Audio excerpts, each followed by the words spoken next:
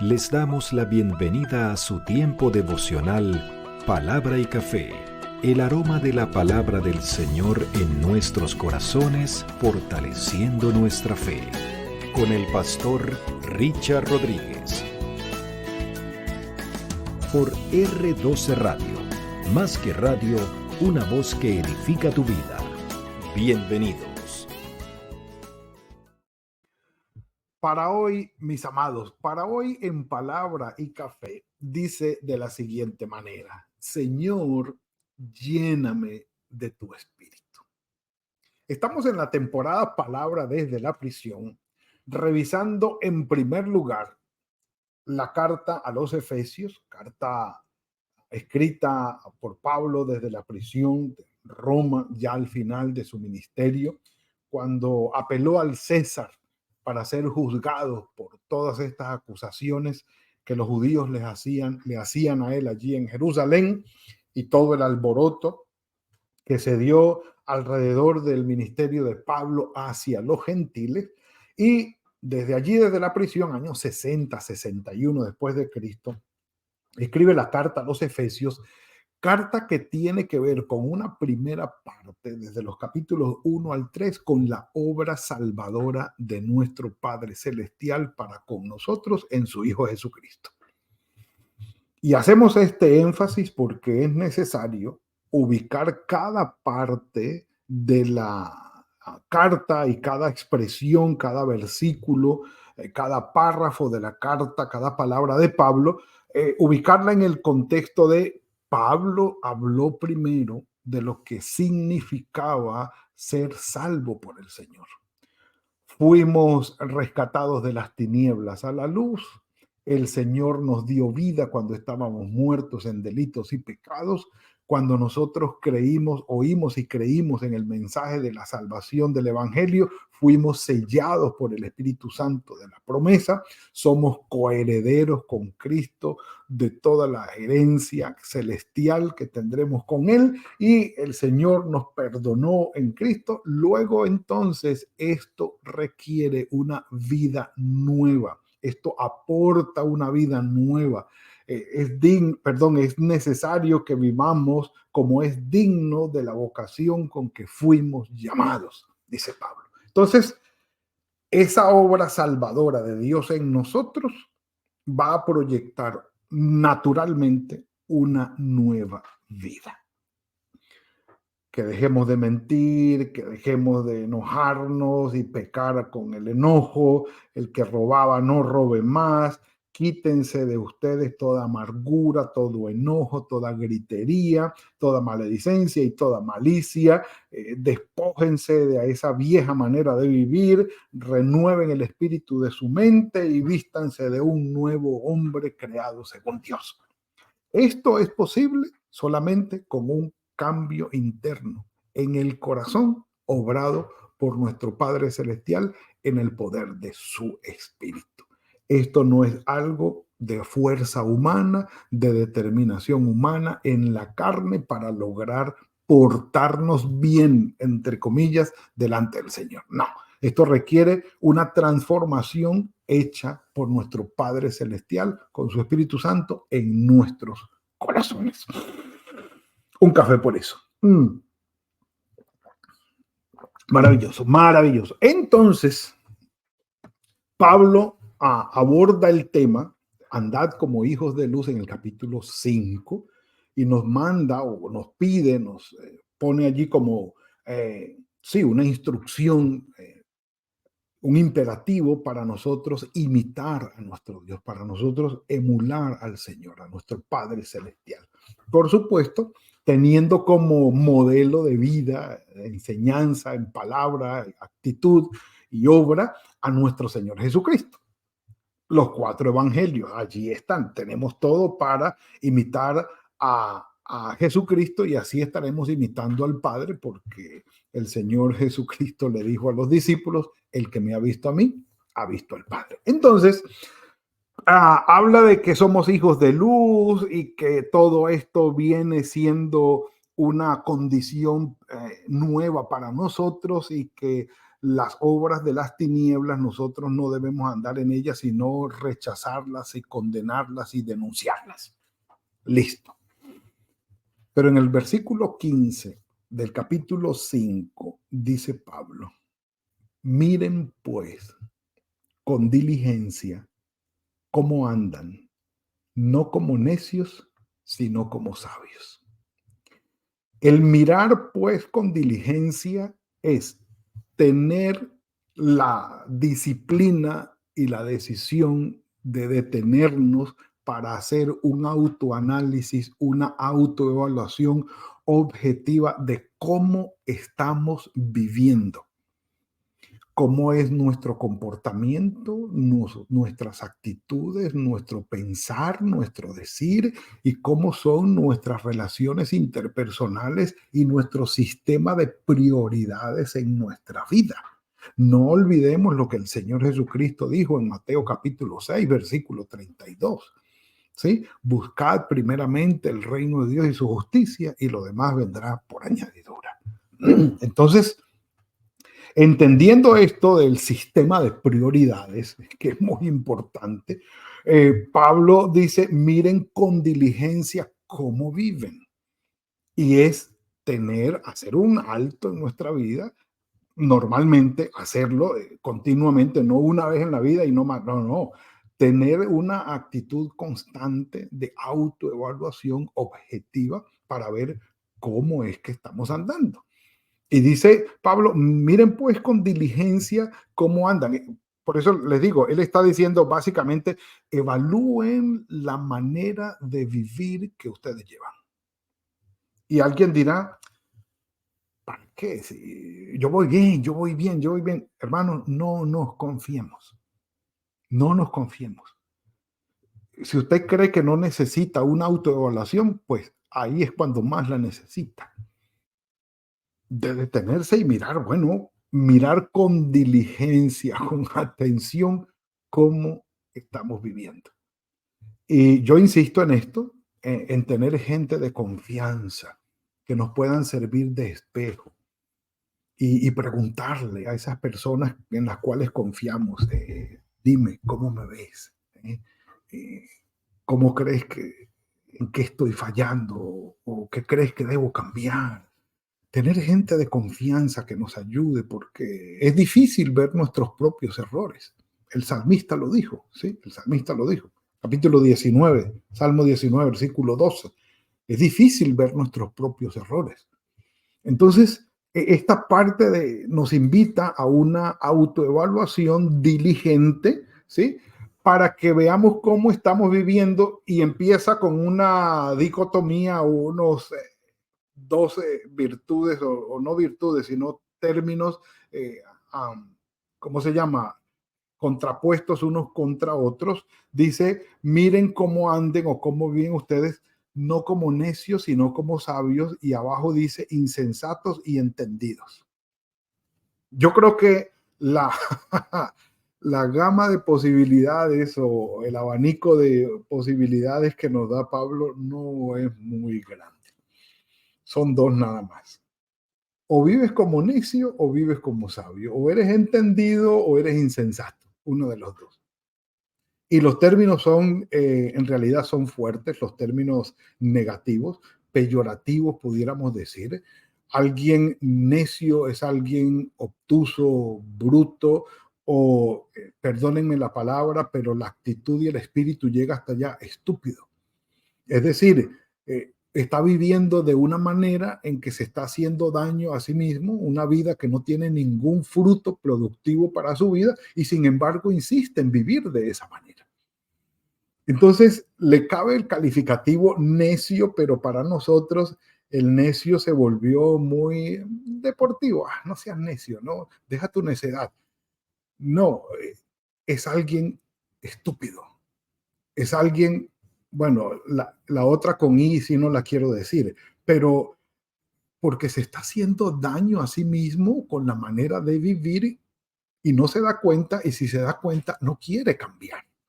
Entonces, el autoanálisis nos lleva a decir, bueno, entre necio y sabio, siendo necio 0 y sabio 10, ¿dónde me ubico? ¿Dónde me ubico? Siendo insensato 0 y siendo entendido 10, ¿dónde me ubico? Pero Pablo dice que la manera de hacerlo es aprovechando bien el tiempo porque los días son malos. Y una traducción, digámoslo así, más fiel al espíritu en el griego, va a decir aprovechando bien las oportunidades que se nos presentan para hacer el bien, porque los días son tan malos que no se presentan mucho esas oportunidades.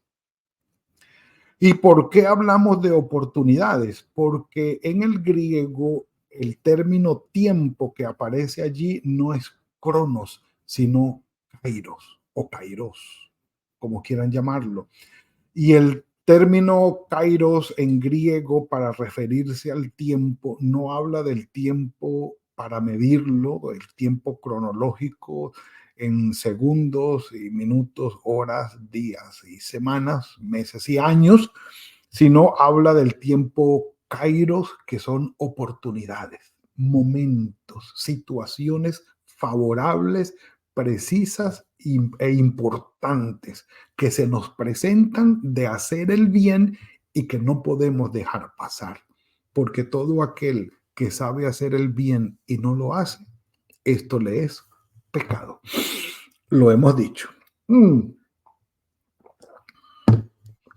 cafecito por eso, para pasar ese traguito. Entonces, mis amados, en lo que nos pone Pablo es, ¿qué hay dentro de mí que no me está permitiendo aprovechar las oportunidades que me da la vida para hacer el bien, para compartir el evangelio a otros, para ayudar a otros, para bendecir a otros, para hacer de bendición a quienes me rodean, empezando por mi propia familia? Que de mis pensamientos, de mis palabras y de mis actitudes me están obstaculizando el hecho de yo poder aprovechar las oportunidades que me da la vida para hacer el bien? Permítanme decirlo, pero es un análisis y una evaluación bastante pesada. Es decir, no es si me estoy portando bien o mal, yo tengo buen comportamiento o mal comportamiento. No. El asunto va mucho más allá. Es que hay dentro de mí, en mi pensar, en mi decir, en mi actitud, en mi hacer, que me está obstaculizando el hecho de poder identificar las oportunidades de hacer el bien y hacerlo.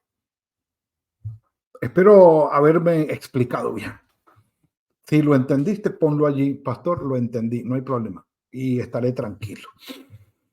El punto es que yo tengo que hacerme esta autoevaluación, y si no soy capaz de hacerme esta autoevaluación, por lo menos buscar a alguien que me ayude en eso. No sean insensatos y no entendidos de cuál sea la voluntad de Dios.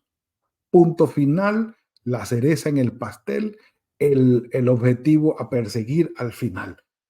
Tener en línea nuestro pensar, nuestro decir, nuestro hacer, nuestra actitud en línea con la voluntad del Señor. Ese es el criterio para poder yo decir, estoy andando como necio, estoy andando como sabio, soy un insensato o soy un entendido. ¿Qué me va a ayudar a mí? Lo siguiente. ¿Cómo puedo yo lograr esto? Con lo siguiente, dice Pablo: dejen la borrachera, dejen de embriagarse con vino. Si van a beber vino, bébanlo, pero no se embriaguen, pues no es necesario.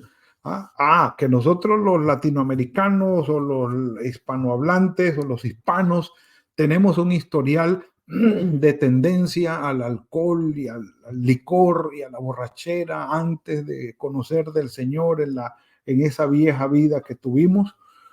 Y ahora la nueva vida en Cristo hemos dejado todo eso, y lo mejor ni probar el vino, bueno, ni lo pruebes.